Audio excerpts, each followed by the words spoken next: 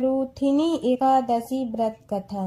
धर्मराज युधिष्ठिर बोले कि हे भगवान, वैशाख मास के कृष्ण पक्ष की एकादशी का क्या नाम तथा उसकी विधि क्या है और उससे कौन से फल की प्राप्ति होती है, सो कृपा पूर्वक कहिए।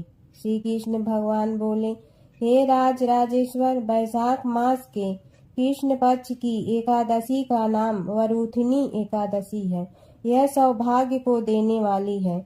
इसके व्रत से मनुष्य के समस्त पाप नष्ट हो जाते हैं और अंत में सुख मिलता है। यदि इस व्रत को एक दुखी स्त्री करती है तो उसे सौभाग्य मिलता है। वरूथिनी के प्रभाव से ही राजा मानधाता स्वर्ग को गया था। वरूथिनी एकादशी के व्रत का फल 10,000 वर्ष तपस्या करने के फल के बराबर है। कुरुक्षेत्र में सूर्य ग्रहण के समय जो एक बार स्वर्ण दान करने से फल मिलता है, वही फल वरूथिनी एकादशी के व्रत करने से मिलता है। वरूथिनी एकादशी के व्रत से मनुष्य इस लोक और परलोक दोनों में सुख प्राप्त करते हैं और अंत में स्वर्ग को जाते हैं। हे राजन, इस एकादशी का व्रत करने से मनुष्य को इस लोक में सुख और परलोक में मुक्ति मिलती है। शास्त्रों में कहा गया है कि हाथी का दान घोड़े का दान अधिक उत्तम है और हाथी के दान से भूमि का दान उत्तम है। उससे उत्तम तिलों का दान है। तिल से स्वर्ण दान, स्वर्ण से अन्न दान श्रेष्ठ है। संसार में अन्न दान के बराबर कोई भी दान नहीं है। अन्न दान से पितृ देवता मनुष्य आदि सब तृप्त हो जाते हैं। शास्त्रों में कन्यादान इसके बराबर माना गया है। वरूथिनी एकादशी के व्रत के अन्न तथा कन्यादान का फल मिलता है। जो मनुष्य लोभ के वश में होकर कन्या का धन ले लेते हैं, वे प्रलय के अंत तक नरक में पड़े रहते हैं या उनको अगले जन्म में विलाप का जन्म ग्रहण करना पड़ता है। जो मनुष्य प्रेम से एवं यज्ञ सहित कन्यादान करते हैं, उनके पुण्य को चित्रगुप्त भी लिखने में असमर्थ हो जाते हैं। जो मनुष्य वरूथिनी एकादशी का व्रत करते हैं, उनको कन्यादान का फल मिलता है। वरूथिनी एकादशी का व्रत करने वाले को दशमी के दिन से निम्नलिखित वस्तुओं का त्याग करना चाहिए। कांसे के बर्तन में भोजन करना, मांस, मसूर की दाल, चना, कोदो, साग, मधु, दूसरे का अन्न, दूसरी बार भोजन करना। दिन जुआ नहीं खेलना चाहिए तथा शयन नहीं करना चाहिए। उस दिन पान खाना, दातून करना, दूसरे की निंदा करना तथा चुगली खाना और पापियों के साथ बातचीत भी नहीं करनी चाहिए। उस दिन क्रोध करना, झूठ बोलना त्याग देना चाहिए। इस व्रत में नमक, तेल तथा अन्न वर्जित है। हे राजन, जो मनुष्य इस एकादशी का विधि पूर्वक व्रत करते हैं, उनको स्वर्ग लोक की प्राप्ति होती है। अतः मनुष्य को पापों से डरना चाहिए और जो मनुष्य यमराज से डरते हैं, उनको इस वरूथिनी एकादशी का विधि पूर्वक व्रत करना चाहिए। इस व्रत के महात्म्य को पढ़ने से 1 सहस्त्र गौदान का फल प्राप्त होता है। इसका फल गंगा स्नान करने के फल से भी अधिक है। दूसरी कथा। प्राचीन समय में नर्मदा नदी के किनारे मानधाता नाम के राजा रहते थे। राजा का धर्म निभाने के साथ ही वह जप तप करते रहते थे, साथ ही प्रजा के प्रति दया भाव रखते थे। एक बार वह तपस्या में लीन थे तो एक भालू ने उनका पैर चबा लिया और राजा को जंगल की ओर खींच कर ले गया। तब राजा ने विष्णु भगवान से प्रार्थना की। भक्त की पुकार सुनकर विष्णु भगवान ने अपने चक्र से भालू को मार डाला, लेकिन राजा का पैर भालू ने नोच कर खा लिया था। इस बात का राजा को बहुत दुख था।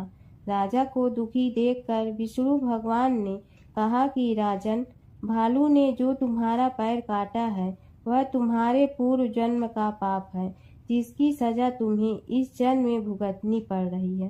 राजा ने इससे मुक्ति पाने का उपाय पूछा तो भगवान विष्णु ने कहा कि राजन, तुम मेरी वाराह अवतार मूर्ति की पूजा वरूथिनी एकादशी का व्रत धारण करके करो।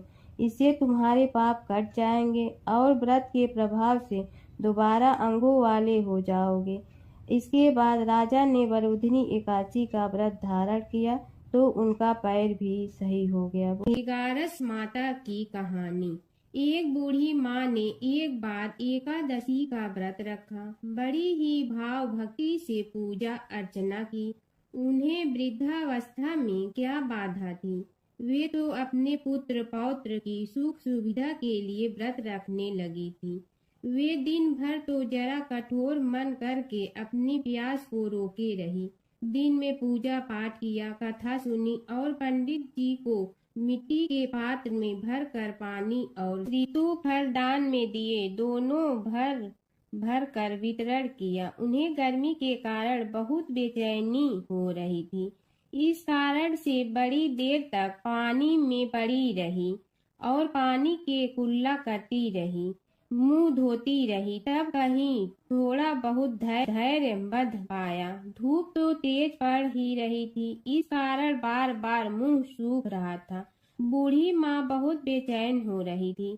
एक बुढ़ापा और दूसरे ए भयंकर गर्मी। वृद्धावस्था की स्थिति को कुछ दूसरी ही प्रकार की होती है। जैसे तैसे रो धो के दिन कट पाया। अब पहाड़ सी रात सामने थी। उसको काटना बड़ा ही कठिन दिखाई दे रहा था। खटिया पर पड़े शांति नहीं मिल रही थी। वे बार बार करवट बदल रही थी। अनेक बार वे बाहर जाती और भीतर आती। उन्हें घर के अंदर शांति नहीं थी। वे पड़ी पड़ी एकादशी माता का स्मरण करती रही। वे कहती रही कि हे माता जी, आप मेरी लाज रखिए। आप ही मुझे शक्ति दे दीजिएगा, जिससे मैं भली भांति आपका व्रत कर सकूं और ये पहाड़ सी रात शांति पूर्वक व्यतीत हो सके। प्यास के कारण बूढ़ी माँ की बेचैनी तो बढ़ ही रही थी। उन्होंने धैर्य रखने का बहुत प्रयास किया, किंतु सहनशीलता की सीमा टूट गई और वे घबराकर एकदम चिल्ला पड़ी। बोली कि बचाओ बचाओ। अम्मा का चिल्लाना सुनकर परिवार भर के नर नारी, बच्चे और पड़ोसी एकत्रित होकर बूढ़ी अम्मा की खटिया के समीप पहुंच गए। सबने पूछा कि अम्मा जी, आपको क्या हो गया है? आप क्यों चिल्ला पड़ी थी? आप इस वृद्धावस्था में एक कठिन व्रत क्यों कर रही हैं? अम्मा जी, शक्ति से ही भक्ति होती है। थोड़ी ही देर में वे फिर से बोली कि अरे, हमारे तो प्राण ही निकलने जा रहे हैं। मेरी छाती पर ठंडे पानी का घड़ा रख दीजिए। नातियों ने दादी की छाती पर ठंडे पानी का पात्र रख दिया। तब कहीं उन्हें थोड़ा बहुत आराम मिला और थोड़ी देर के लिए उन्होंने अपनी आंखें बंद कर ली। एकादशी माता ने सोचा कि ये बूढ़ी अम्मा है तो बहुत कठोर, जरा जाकर उसकी परीक्षा लेना चाहिए। वे आधी रात को मुर्गा बनकर टेर लगाने लगी। मुर्गा की आवाज सुनकर दादी जल्दी से उठी और बाहर जाकर आसमान की ओर देखा, किंतु आसमान में कहीं उन्हें प्रातःकालीन तारा नहीं दिखाई दिया। वे सोचने लगी कि ये मुर्गा क्यों और कैसे बोल गया है। उन्हें प्यास तो बढ़ ही रही थी।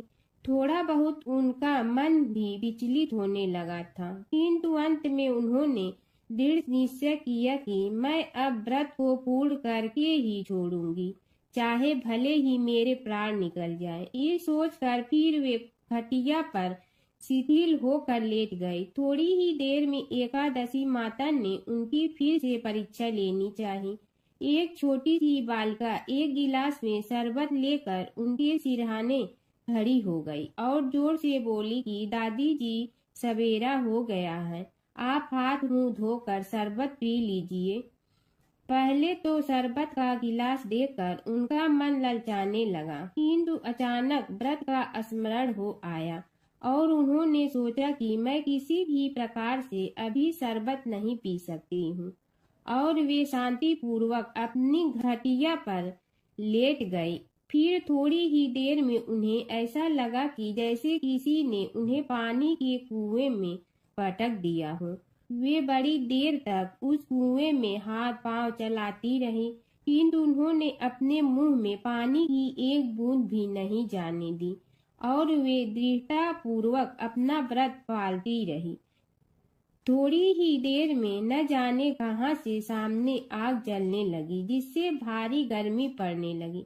प्यास के कारण प्राण निकलने लगे, किंतु बूढ़ी अम्मा का कुछ भी नहीं बिगड़ पाया। वे जहां की तहां मुस्कुराती हुई बैठी रही। थोड़ी ही देर में बाहर प्रकाश दिखाई देने लगा। ऐसा लगा कि जैसे सवेरा हो गया हो। बूढ़ी अम्मा ने जब बाहर निकल कर देखा तो समझ गई कि अभी सवेरा होने में 3-4 घंटे की देरी है। यह जानकर वे शांति पूर्वक इधर उधर घूमने फिरने लगी। एकादशी माता ये बात अच्छी तरह से समझ गई कि ये बूढ़ी अम्मा किसी भी प्रकार से अपने व्रत से नहीं टल सकती है। वे उनके सत्य व्रत को अच्छी तरह से समझ गई। सवेरा होते ही बूढ़ी माँ ने स्नान किया, भगवान का पूजन पाठ किया, एकादशी माता की कथा सुनी, ब्राह्मणों को दक्षिणा देकर भोजन कराया। तब कहीं उन्होंने जल ग्रहण किया। कन्याओं को भोजन कराने के बाद अम्मा ने भोजन किया। उस श्रेष्ठ व्रत के प्रताप से बूढ़ी अम्मा की आयु में वृद्धि हो गई। उनका घर परिवार हरा भरा हो गया। घर में अब उनके कोई अभाव नहीं रहता। वे हर तरह के सुख साधनों से संपन्न हो गई। नाती नतीनों से उनका घर भर गया और वे उसी दिन से 12 महीने की एकादशी का व्रत करने लगी। एकादशी माता के व्रत के प्रताप से इस संसार में हर प्रकार के सुख भोग कर अंत में वैकुंठ धाम को चली गई। ऐसा है तुरंत फल देने वाला एकादशी माता का व्रत। व्रत कथा के साथ पढ़ी और सुनी जाने वाली लपसी तपसी की यह कहानी। एक लपसी था, एक तपसी था। तपसी हमेशा भगवान की तपस्या में लीन रहता था। लपसी रोजाना सवा सेर की लपसी बनाकर भगवान का भोग लगाकर जीम लेता था। एक दिन दोनों लड़ने लगे। तपसी बोला, मैं रोज भगवान की तपस्या करता हूँ, इसलिए मैं बड़ा हूँ। लपसी बोला, मैं रोज भगवान को सवा सेर लपसी का भोग लगाता हूँ, इसलिए मैं बड़ा हूँ। नारद जी वहाँ से गुजर रहे थे। दोनों को लड़ता देखकर उनसे पूछा कि तुम क्यों लड़ रहे हो। लपसी ने खुद के बड़ा होने का कारण बताया और लपसी ने अपना कारण बताया। नारद जी बोले, तुम्हारा फैसला मैं करूँगा। दूसरे दिन लपसी और तपसी नहाकर अपनी रोज की भक्ति करने आए तो नारद जी ने छुपकर 1.25 करोड़ की एक एक अंगूठी उन दोनों के आगे रख दी। तपसी की नज़र उस अंगूठी पर पड़ी जो उसने चुपचाप अंगूठी उठाकर अपने नीचे दबा ली। तब लपसी की नज़र अंगूठी पर पड़ी, लेकिन उसने ध्यान नहीं दिया। भगवान को भोग लगाकर लपसी खाना खाने लगा। नारद जी सामने आए तो दोनों ने पूछा कि कौन बड़ा, तो नारद जी ने तपसी से खड़ा होने को कहा। वो खड़ा हुआ तो उसने नीचे दबी अंगूठी दिखाई पड़ी। नारद जी ने लपसी से कहा, तपस्या करने के बाद भी तुम्हारी चोरी करने की आदत नहीं गई, इसलिए लपसी बड़ा है और तुम्हें तुम्हारी तपस्या का कोई फल भी नहीं मिलेगा। तपसी शर्मिंदा होकर माफ़ी मांगने लगा। उसने नारद जी से पूछा, मुझे मेरी तपस्या का फल कैसे मिलेगा। नारद जी ने कहा, यदि कोई गाय और कुत्ते की रोटी नहीं बनाएगा तो फल तुम्हें मिलेगा। यदि कोई ब्राह्मण को भोजन करवा कर दक्षिणा नहीं देगा तो फल तुम्हें मिलेगा। यदि कोई साड़ी के साथ ब्लाउज नहीं देगा तो फल तुझे मिलेगा। यदि कोई दिए से दिया जलाएगा तो फल तुम्हें मिलेगा। यदि कोई सारी कहानी सुने लेकिन तुम्हारी कहानी नहीं सुने तो फल तुझे मिलेगा। उसी दिन से हर व्रत कथा कहानी के साथ लपसी तपसी की कहानी भी सुनी और कही जाती है। ओम जय जगदीश हरे स्वामी, जय जगदीश हरे। भक्त जनों के संकट क्षण में दूर करे। ओम जय जगदीश हरे। जो ध्यावे फल पावे, दुख बिन दे मन का। सुख संपत्ति घर आवे, कष्ट मिटे तन का। ओम जय जगदीश हरे। मात पिता तुम मेरे, शरण कहूँ किसकी। तुम विनय और न दूजा, आस करूँ जिसकी। ओम जय जगदीश हरे। तुम पूर्ण परमात्मा, तुम अंतर्यामी। पार ब्रह्म परमेश्वर तुम सबके स्वामी, ओम जय जगदीश हरे। तुम बिंदा के सागर तुम पालन करता, मैं मूरख कल काम कृपा करो भरता, ओम जय जगदीश हरे।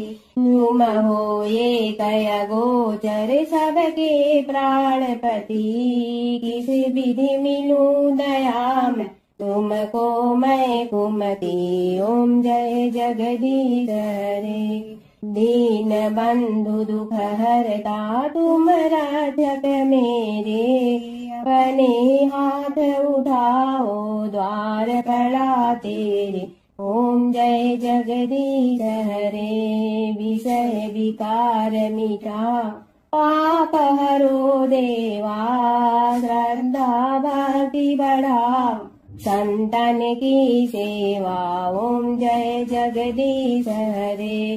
तन मन धन सब तेरा, स्वामी सब कुछ है तेरा, तेरा तुझको अर्पण क्या लागे मेरा, ओम जय जगदीश हरे। जय जगदीश हरे स्वामी जय जगदीश हरे। भक्त जनों के संकट क्षण में दूर करे, ओम जय जगदीश हरे स्वामी जय जगदीश हरे।